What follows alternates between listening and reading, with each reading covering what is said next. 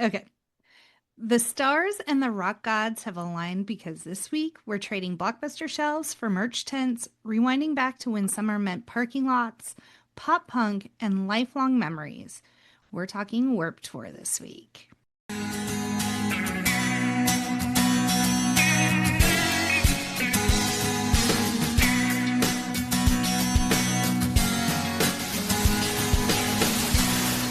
Welcome to the No More Late Fees podcast. I'm Danielle. And I'm Jackie, and we're just two best friends and ex-Blockbuster employees rewatching some of the best and worst movies from the late 90s and early 2000s. This week, we're sweating through the parking lots, discovering our personality through band tees, and risking heat stroke for a 2 p.m. set because we're talking all things Warped Tour. And who better to reflect with us than our pal Nick? Hello. Welcome, What's up, y'all? Nick. Hey, good to be back. Nick, performer at said Warped Tour. What? Yes. I never got that invite. Must have got lost in the mail. I wasn't there either, so. I know. Yeah, Jackie asked me like what year that was, and I was trying to remember like I could place it by who was there and who was not. Yeah, it was 2004. I played in a local like ska punk band that got some pretty decent play locally, and we entered a battle of the bands and we won a battle of the bands, and the prize was to perform at the San Francisco Warped Tour in 2004. It's really Was cool. the Battle of the Bands like the Battle of the Bands and Freaky Friday? Because that's all I know. No, it's different. We were in a couple of Battle of the Bands, and actually one of them I remember was not unlike Freaky Friday, where it was really? like the final round was actually at like a real nice club, and there was a lot of people there, and it was like very swanky, and I don't know, there's like record, A&R guys, and just like, this is weird. The fuck are we doing? I think this one was just send in your demos to Ernie Ball, like the guitar string company, and send in your demos to Ernie Ball, and they'll pick the three bands that are going to play the Ernie Ball stage, and it was us. They are listed on the wiki. That's how I confirmed, because he couldn't remember if it was 2004 or 5, and I was like, I found you. I actually put the screen cap of the wiki. So cool, Nick. You're in the history books. He is. It's on the internet. It's forever. And we were like, for you guys wondering, why Warped Tour? Why now? Well, this week we're doing Grind. The music on that is insane, but also we were able to send Pure Jackie to South by Southwest to see a documentary courtesy of our really good friends Rotten Gummies, so that she can see a documentary about NOFX, the band. It was fitting. Like, yeah. Jackie's out of this duo, we all know Jackie's the one that has the Warped Tour lore. Yes. And that's why Nick definitely had to be on the show, because I just asked a question about Freaky Friday. So we already know where I sit on this spectrum. I know some of the bands that were at Warped Tour, and Jackie, by the way, would ask me to go with them to California. We've talked about this on the show, that she would abandon me every summer right before my birthday. I would trade in Danielle for Nick and Liz. Yes, and go to California, and almost every year you would go to Warped Tour, I think. At least during high school. I went 2 years. Yeah. Like in that, I feel like the best 2 years, but that I could be biased in that. But before we dive into talking about all things Warped Tour, tell us about this documentary, because I got some tidbits, and Nick, be ready, buckle up. Yeah, I don't know how much we'll actually make the episode, because I don't want Fat Mike mad at me for divulging too much. Right. You don't want Fat Mike coming after you. No. Piss off somebody he holds a grudge. Fat Mike. Okay. And while you tell the story, don't yell at me, but I'm going to eat on the show, because I have some Rotten Gummies, and they're very delicious. I don't blame you. They are quite tasty. Okay. So the NOFX documentary is called 40 Years of Fucking Up. If you don't know who NoFX is, and you might not, a lot of people don't, because they were very much the punk band that got started in the early 80s, but they never, quote unquote, sold out. They never signed to a record label. They always self produced, self distributed. They refused to have their music played on radio. So it was really, you had to know about them by word of mouth or seeing them at shows. I could just Um, interject, like I learned about NoFX from you and Heather. You yes, one summer you brought out the CD Punk and Drublick, and I was like, who is this? That's how it's, you heard of NoFX. It was your older siblings told you yeah, about NoFX. exactly. And so it was very much word of mouth, going to shows. And it was, they have, and I can't remember the album off the top of my head, but on the back of one of their albums is like the four members of the band. And they're all labeled Fat Mike, El Jefe, like the whole thing, but they're not actual pictures of them. They're just random people. And their thing was like, you wouldn't even know that unless you've seen us perform live. That's crazy. I didn't know that. Yeah. So they were very much like doing their own thing. So what this documentary does is it follows them through their last tour. They decided to retire after 40 years. Yeah, they had been a band for 40 years. It's crazy. Yeah. And Fat Mike, the lead singer, he was kind of just done. And when he was done, he was done. And he told his bandmates, like, I'm not doing this anymore. And they're like, but what do we do for money? Right. Like, this is all we've known our entire lives. So the documentary follows them through kind of the ups and downs, planning their last tour. And Fat Mike essentially said, we're going to keep this all in house. We're not going to go through organizers or anything. We're going to, are you okay, Danielle? That's the sour hit, bitch. I'm sorry. I'm trying to contain it, but when it gets in that side pocket of your mouth, continue. I was like, are you that shocked that Fat Mike retired after 40? Oh my God. Sorry. So essentially, he said, okay, what we're going to do is we're going to go on one more world tour. We're keeping everything in house because what happens is if you get an organizer, they take all the money from parking, a cut of ticket sales, 40% of merch. And so, like, the band is really left with not very much at the end of the day for as much as they perform and tour. So he's like, we want all that money, so we're just going to do it ourselves. We're going to schedule everything. We're going to keep everything in house so we can keep all that money. Smart. And so they did And it. historically, that's a very punk rock thing to do. Punk rock was built on DIY, and so yes, right. exactly. They haven't done it in decades, but they've done this before. Yes. Yeah. And so they did, and they earned enough money to retire comfortably. And there is a legal battle that you'll have to find out more about if you go see the documentary. But Fat Mike was very insistent that this will never be streaming and will never come to DVD or Blu-ray because he said it's meant to be experienced with an audience of people who love NoFX. And so he wants to maintain that purity. So it is going on tour. I'm assuming he's going on tour with it. And so he was there. He introduced the movie, but it is going on tour. We will put the link to their website in the show liner notes, hitting a lot of different cities. But it starts at the beginning, how they became a band, switching out band members, how they ended up landing on El Jefe, and then just going through and ending with the last tour. But it was very interesting. Highly, highly recommend if you love punk, checking it out.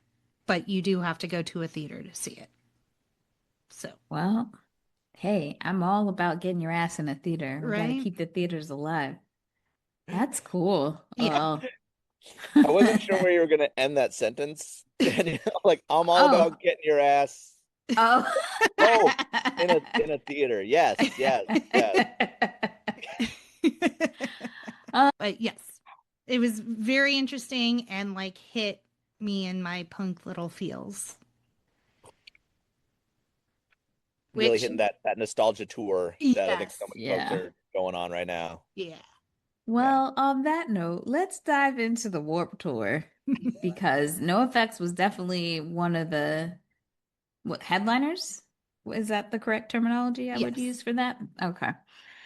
So this is great. I'm glad you put this together, Jackie, for the novices like myself. So the Warped Tour, it was founded in 1995 by a man named Kevin Lyman, who was scrappy, punk driven. He wanted it to be like an alternative to traditional music festivals, and originally was inspired by skate culture and underground scenes. It quickly partnered with Vans. I had one pair of Vans. I remember it was blue and it had like a texture that felt like velvet, Are you something sure like those that. weren't Airwalks? No, it Okay. was, trust me, I was like, Okay. I'm cool now. I have a pair of Vans because I wouldn't know what do you call it? Airwalk. Airwalk? Yeah. Never heard of it. I still have Vans to this day, which I can't wear as like all the time because like I'm old and I need more support. And Vans are just like strapping yourself to a soul. So, Right. Oh, so after they partnered with Vans, it quickly became Vans Warped Tour, and it solidified its identity as a summer-long traveling festival that brought music directly to fans across the country. Unlike single location festivals, Warped Tour hit dozens of cities each year, creating an accessible and affordable way for young audiences to experience live music, and it had early lineups leaned heavily into punk, ska, and hardcore, featuring bands like we said, NoFX and Bad Religion.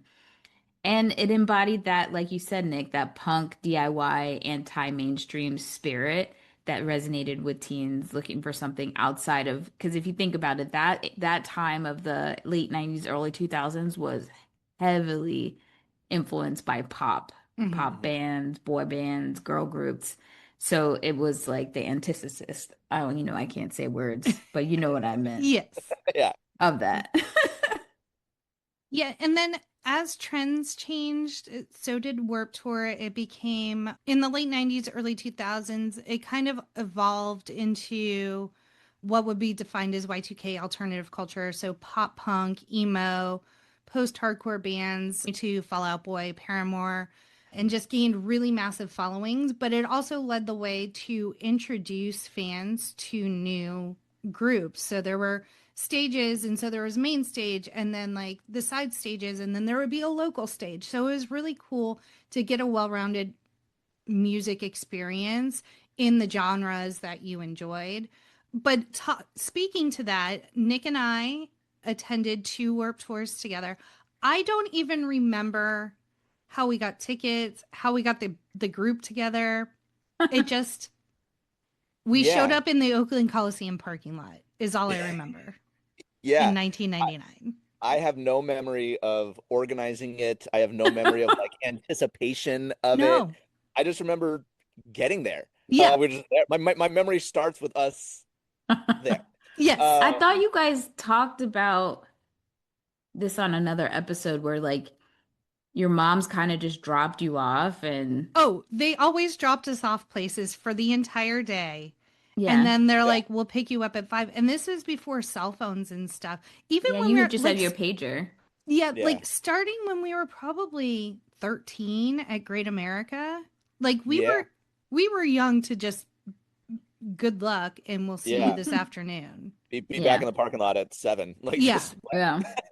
It was um wild growing up. They were just doing it. Like my yeah. brother and sister didn't go on a plane like by themselves for until they were adults. And I was like, that lady was putting me on a plane. I think I was 10, Oh, maybe I was like 9 by 6 or myself. 7. Yeah. It was like as soon as Johnny was born, they're like, go see Grandma and Grandpa in Arizona. And me and Heather are just like, okay.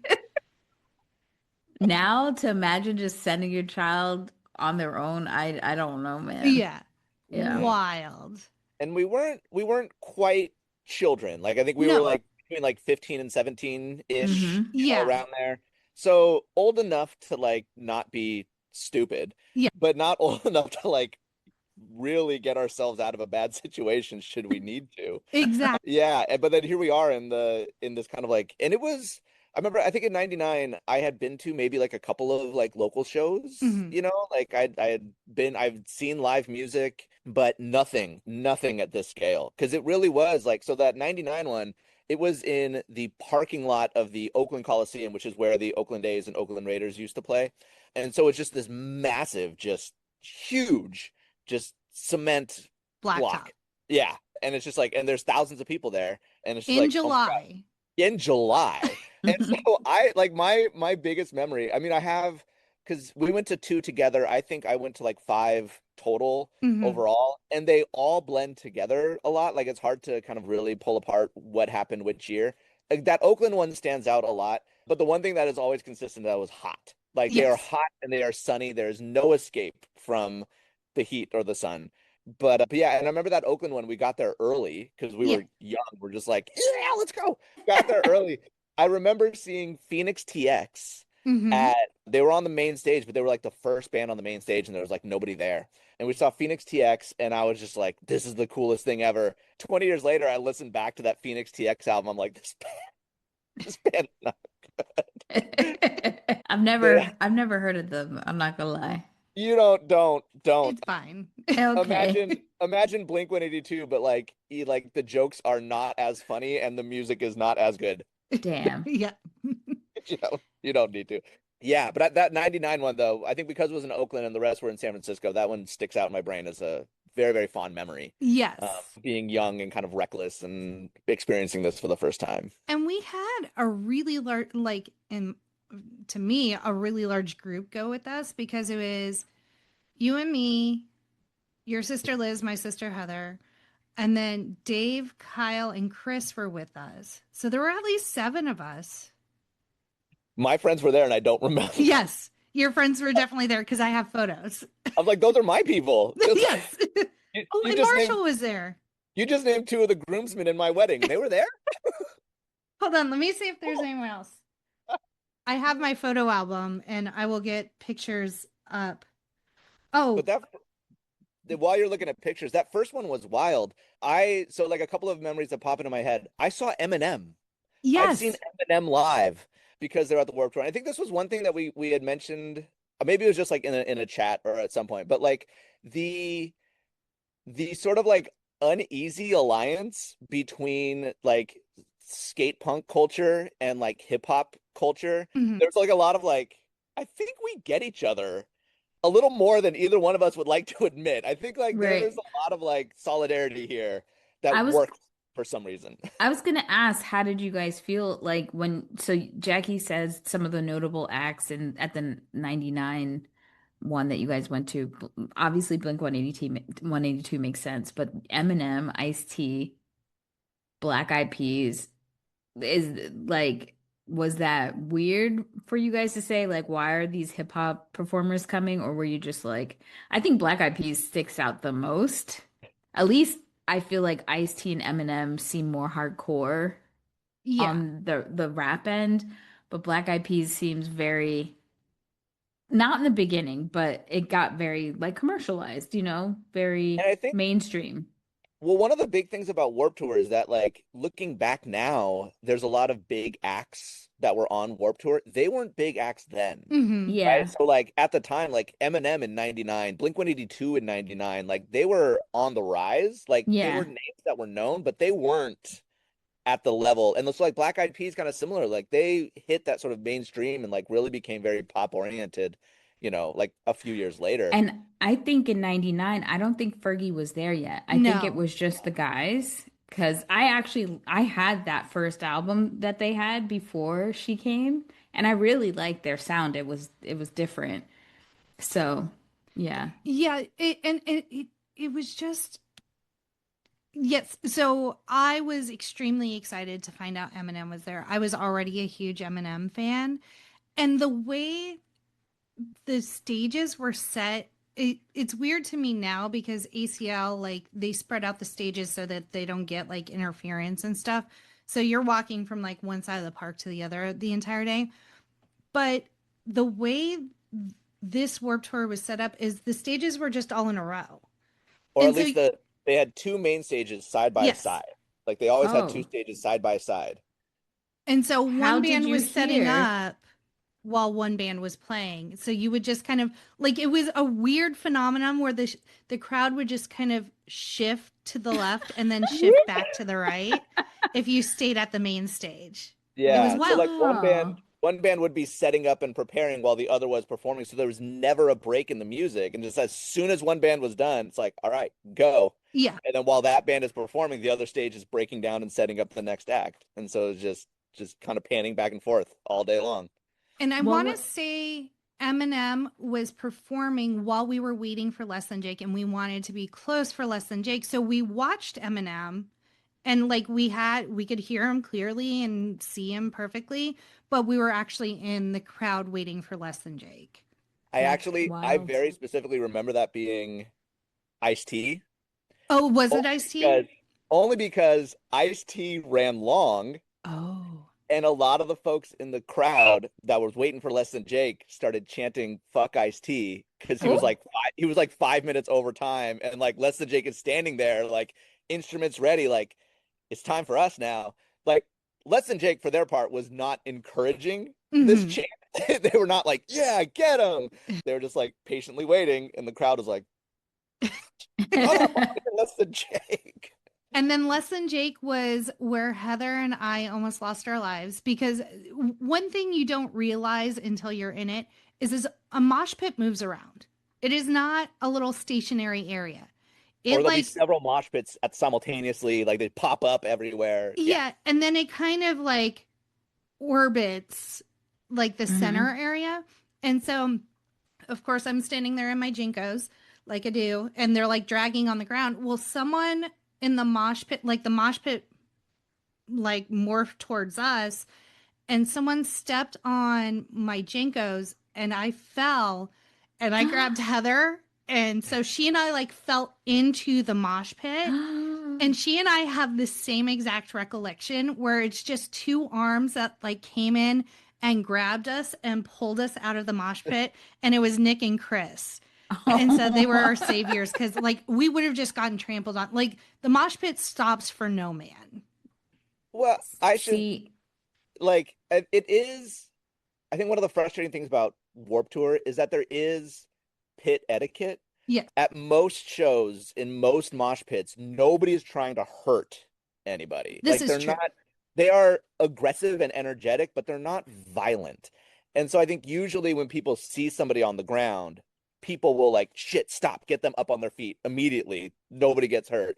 But sometimes at a festival like this, there's just too many people, and it's like, it takes just only a second for you to be on the ground and Yeah. you can get hurt. see, Like, yeah. that's where y'all would have lost me because I like to fight. So if I go in a mosh pit and people are like m- hitting up on me and stuff like that, my initial reaction is to punch somebody because I don't even like somebody rudely pushing by me at a concert. Oh no, you would So, hate festivals then because that's all yeah, it is. Like Especially no. what punk festivals. It's just, yeah, you learn to stand like as angular as possible. So you would like put your hands on your hips or like, yeah, have your elbows out to like create personal space.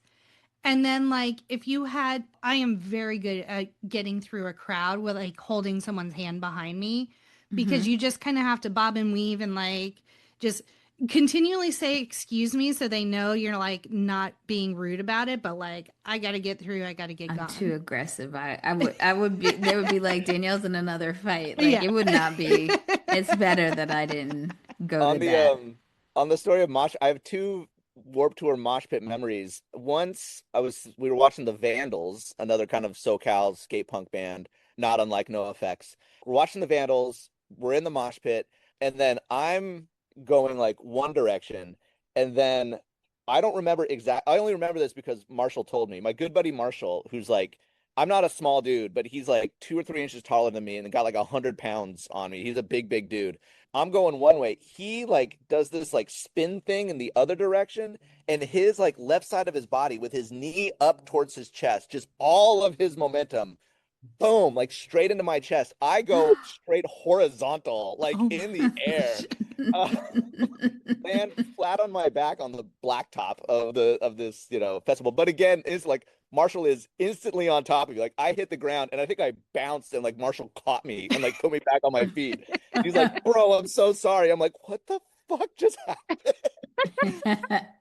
I was in a daze. The other one though is I remember watching Seven Dust, the new metal band Seven Dust. That was a lot of fun. But I remember they were on stage and they were like, "Y'all can't see this." But I mean, the he's a very melodramatic kind of performer, the lead singer of Seven Dust. He's like, "Y'all can't see this, but there's a mosh pit. There's a circle pit going over here. There's a circle pit going over here on this next song. I want to see you combine the circle." And it was massive, massive, like 100 feet long, just going around in a giant circle. It was wild. That's the kind of shit that we were doing that shit for like 8 to 10 hours. Like it In the was sun. yeah. And some of the photos I have, we're wearing hoodies. That's Yeah. crazy.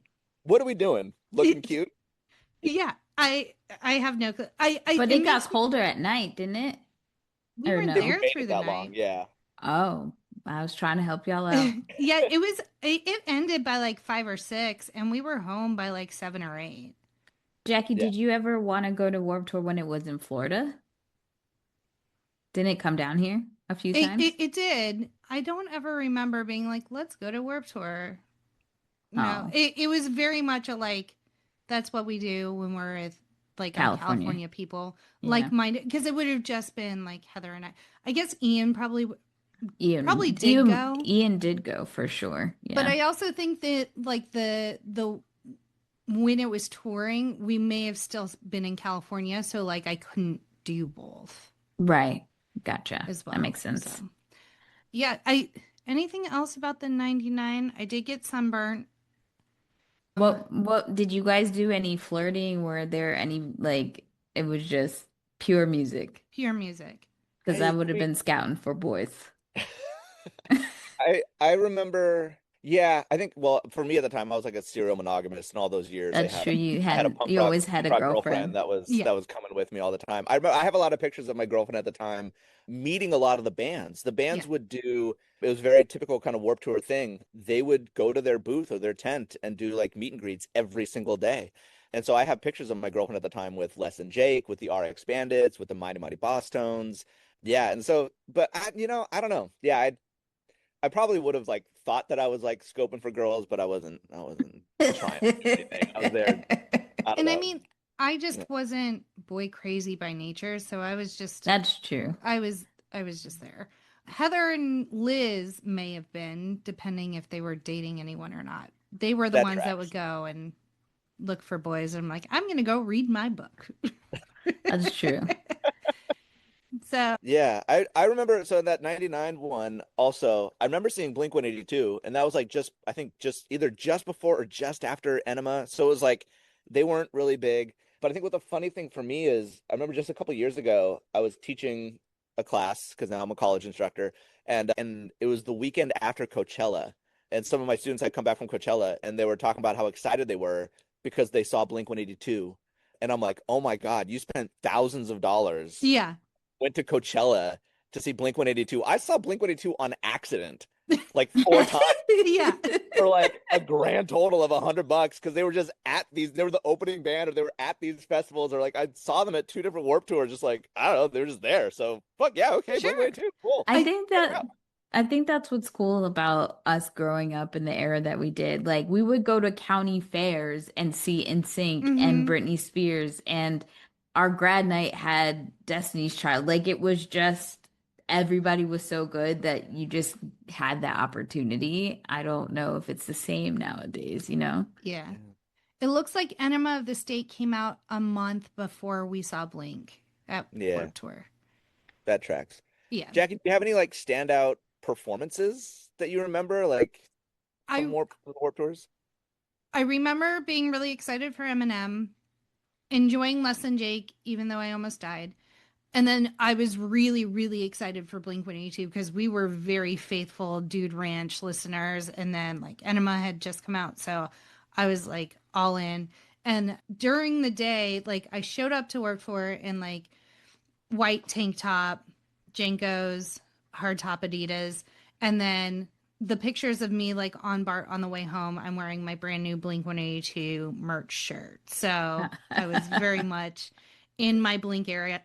I've never left that era. Still very much a Blink I, fan. I Love would that. have never known these people existed if it wasn't for you. Like, I knew who NoFX was because of you Yeah. and David and Ian.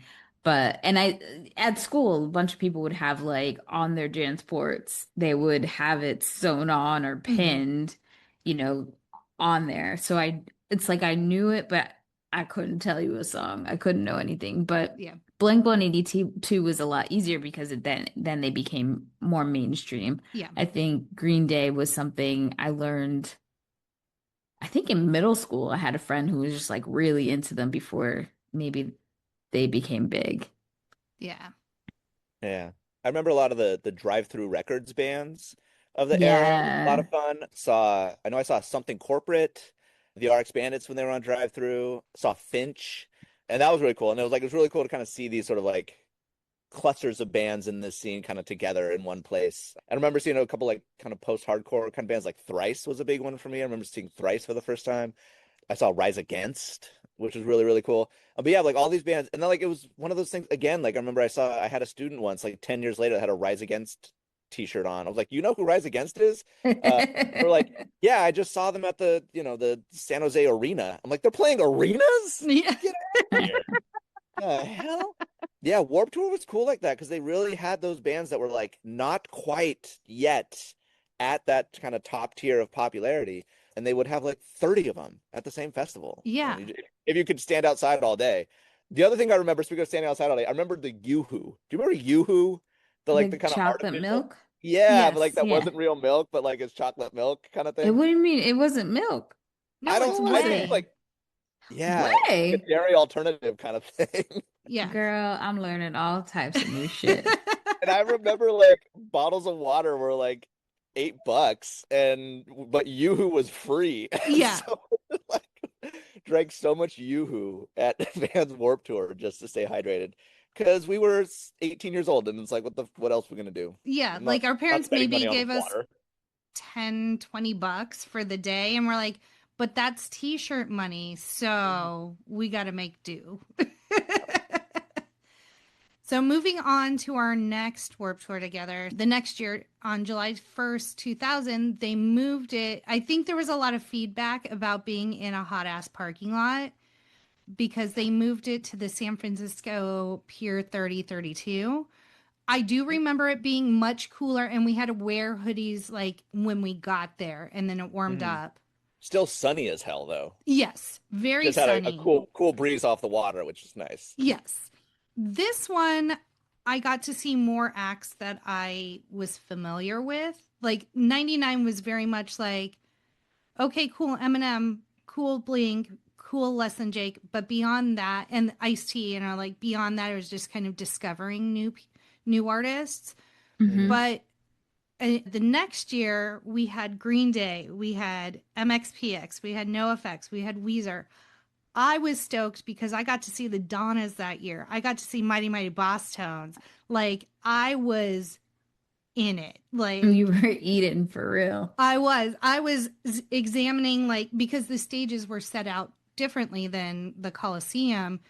And so it was like you had to say like look and see okay the Donnas are playing on this stage and then Boss Tones are playing over here. So you kind of had to plan your day and go back and forth and stuff. Hmm. But Hmm. that That's was the cool. year that like I was just eating up bands and Was like this when they were the Donnas or the electric? Oh, was it electrocutes. No, electrocutes? they were already the Donnas at this point. Okay. Yeah, and you can't tell me anything about the Boss Tones. Like they are just amazing, and I was so happy. And it's still the only time I've ever seen them, and I was just so happy to be there. Agreed. They were excellent. It's still in my brain that they were having a little bit of technical difficulty, and the lead singer told a joke that's like, oh, not only is it a great joke, but it's also very prescient. He said, what is the difference between the Mighty Mighty Boss Tones and a bull? And he said, on a bull, the horns are in the front and the asshole is in the back. And because And I'm I like, oh can't. my God, that's so funny. That's a great joke. And also 20 years later, I'm like, oh, you are an asshole, Dickie Barrick. That's true. Um, He who is? knew? Oh, he like during the pandemic, he got really loud about Oh vaccine, things like that. no. Yeah, Ugh. add him to the list of like a white dude with a microphone that thinks Mm, everybody needs mm, to mm. hear what he has to Mm. say when he just could shut up. He's not MAGA, but he's like RFK Jr. aligned, and it's like, Ugh. uh, yeah. But in the year 2000, seeing the Mighty Mighty Boss Tones they were fantastic, Yeah, fantastic. just top tier. Yeah, but I Heather think I does thought, have a picture with Mike Herrera from MXPA. Oh, she was in love with him. And to get a picture with him, she was so stoked. love that. And I think if I remember, like Newfound Glory was playing on like a side stage. They were not a main stage act in 2000, but I think I Yes. saw them there. They eventually got there, I think, right? Like Yes. Mhm. later, years later. I think Yeah. that was like one of the first rock shows I ever saw was you guys taking me to, Foo was Bar. it New Bar? Yeah. Foo Where we Bar. saw was it Foo Bar? Yeah. I found the ticket the other day, Did actually. you? Yeah, That's I awesome. still have it. Yeah, that was one of those bands where, like you said, Nick, like I used to go and see them for $7 for a long time. I was like, I'm not paying 40, $50 to go see Newfound Glory. And I've gotten better, but for a long time I was very insistent of calling them a Newfound Glory because that's what their name was. And then they dropped the A at some point, and I was like, no, I knew them when they were a Newfound Glory. When I posted that photo of you with their sweatshirt with a new, like people were commenting, and I was like, Really? yeah, at first I was like, why are they trying to correct me? I thought they were trying to correct that I Mm-hmm. didn't put it in right. But it was because you had like the old school sweater. And so they were like, wow, and comment, and it clicked. On TikTok and Instagram, people were doing that. I was like, oh, my Day bad. one.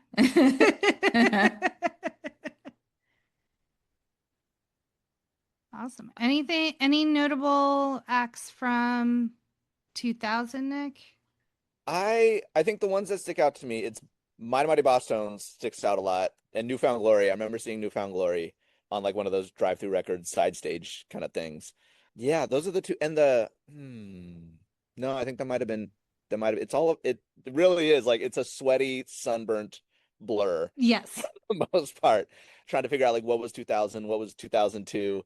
I don't know. But yeah, the Boss Tones sticks out in a big, big way. They were outstanding. That was like peak Boss Tones. They were fantastic. Let me see who is with us because we have a group photo of who was with us that year. Ah, So it was, that might have been a Cali year. Cali was probably with us that year. yes, Kyle, you, Callie, Heather, me, Jill. Is she the little blonde? Jill, Yes. she was a little blonde. Yeah. I don't know. You're like, I don't know. I don't know. It looks like Max may have been with us. Ah, Kyle. Wait, so if that's Kyle, who is this? I'm this gonna is have to so send funny you this because Jackie picture. is sending me, she's listing off my friends from California, and I'm over here like, what? Let me send you this Oh, picture so you can identify the people I can't okay. identify. Okay, yeah. You let me know. I Well, wish I was better at documenting this stuff. Just stick with, well, Yeah. Blink 182 is the big flex. I'm just yeah. like everybody freaks out about Blink 182. I'm like, nah, Been seeing them since they were come at on. Warped Tour. My sister actually has like it was like she went to a show that was like Primus was the headliner, and then Aquabats were the direct support, and Blink 182 was like the small print opener on that show, and my sister was at that. She's Wow. like, what in the yeah. That Yeah, was like 97. and bringing it back to NoFX in the documentary, like they're so well known in like the pop punk scene. So there were interviews with like Roger from Less Than Jake and Mark Hoppus and just about the influence that NoFX had on them. And what they said was like they would just allow whoever to open for them because they wanted to give everyone like equal opportunity to perform. And so like they had the Offspring open for them, and then they've had Green Day open for them, and all of these bands that are huge now kind of got their start in some capacity by opening for NoFX. They just chose to go the more commercial route where NoFX stayed punk. Yeah. So looking at this picture, Jackie, just in case you want to know, I was like, I don't know any of these people. I was like, oh wait, that's me. I'm in that picture. Gosh, I'm a dorky skinny kid with my oh, the fashions at Warp Tour. Like Oh, the way that I'm dressed here, I'm like so many long shorts and high socks. So there's only like a 2 inch gap between the bottom of your shorts and the top of your socks. So many wallet chains. My favorite memory though of Warp Tour, kind of bringing this back to myself and my flex. So we of course we played the 2004 Warp Tour, and it was a really really big deal for my band.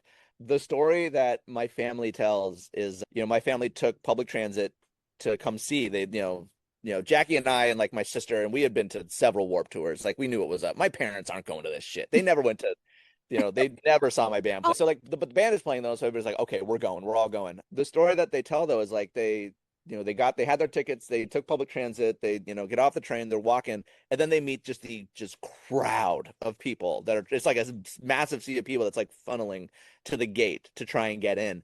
And apparently my mom, she just like screams out, she's like, hey, I don't give a shit about any of you or any of this, but my son is playing on that stage in 5 minutes.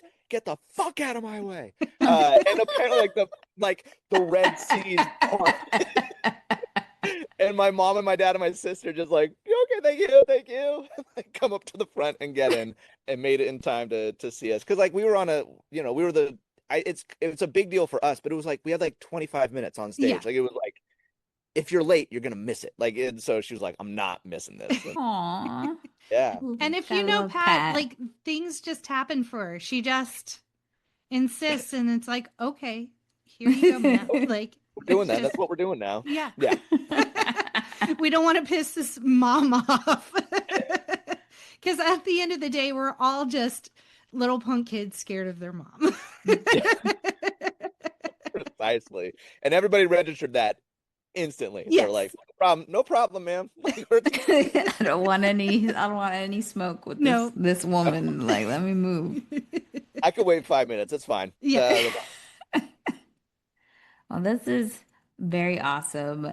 We want to thank Rotten Gummies for giving Jackie a great birthday gift Yes. and seeing the wonderful documentary and experiencing South by Southwest. But we had a blast going back in time, and I was able to live vicariously through your experiences, which is great because I didn't really want to go, but I feel like I was there. Yes. So very excited about that. Yeah, and that's actually something we forgot to mention is like while all these bands are playing, they have verts set up. They have ramps, and like people are out there just skating and BMX biking and like doing their tricks and stuff.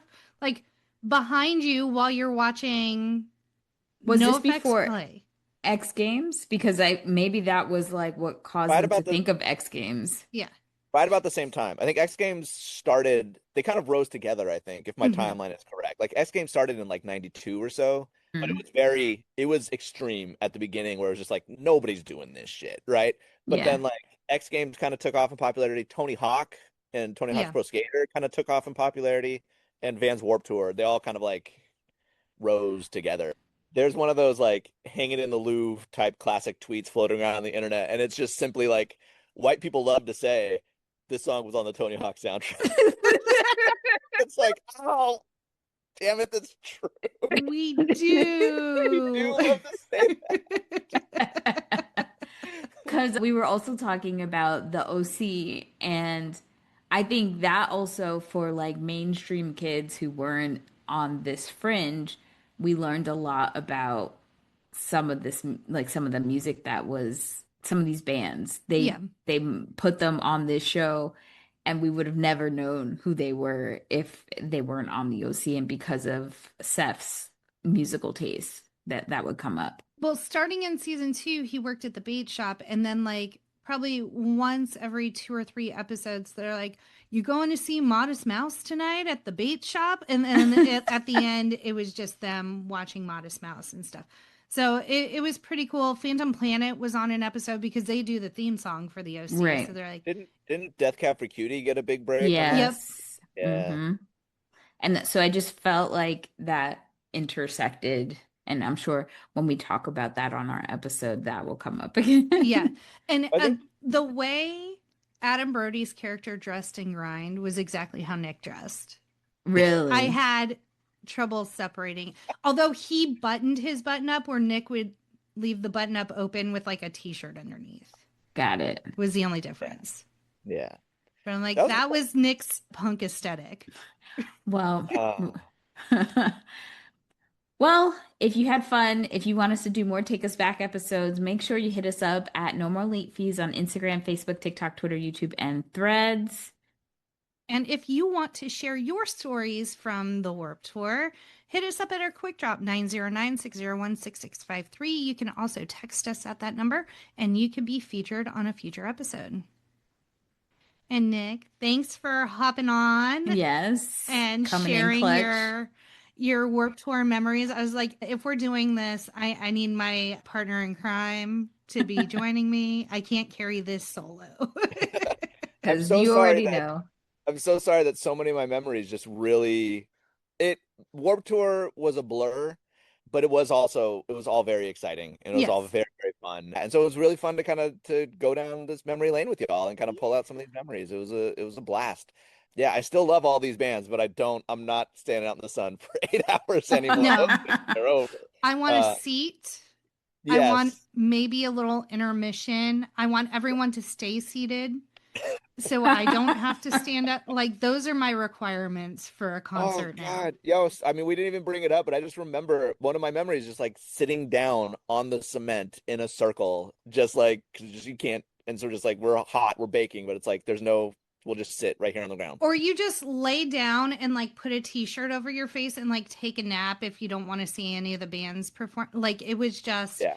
Again, you on the did cement. whatever you could to stay alive. A Yeah. very young like situation, Yes. Yeah. which is Yeah. great. Very formative, and I'm glad we did that. It was an amazing time. Not going back, but No. it was a blast. It was a blast. We will be sitting in the retirement home talking about the days when we used to see Blink 182 on the main stage for $20. Yeah, 100%. But Nick, you definitely got to check these out Yeah. because I they are legit good. And I was hesitant at first because I'm trying to stay away from bad things, but then we found out that the whole purpose of the gummies is that they don't have a ton of sugar. It's about 60% less than regular gummy worms, and they have prebiotic fiber in it, which hey, my 43-year-old ass needs. The targeted demographic right here. and looking at that bag, like watching you eat those, it feels so nostalgic. Like I'm Yeah. like, I oh yeah. know. Like yeah, I would like I'm like looking at this picture of Jackie and I on the train going to and from Warped Tour. I'm like, oh yeah, like that bag of gummies, Would like have the gone with you. fits into that picture real well. We can superimpose me just holding a Holding bag of gummy rotten worms. gummies while asleep on Bart. Absolutely. Yeah. So I'll look for a bag of rotten gummies. I want Yeah. to check them out. Yeah. Well, Nick, what is this? Six go? I've lost count. Oh, look at Mr. Man. I've been here so many times. I don't even know. Well, thank you as always for joining us. It's always a pleasure. Love chatting with y'all. And as always, be kind and rewind.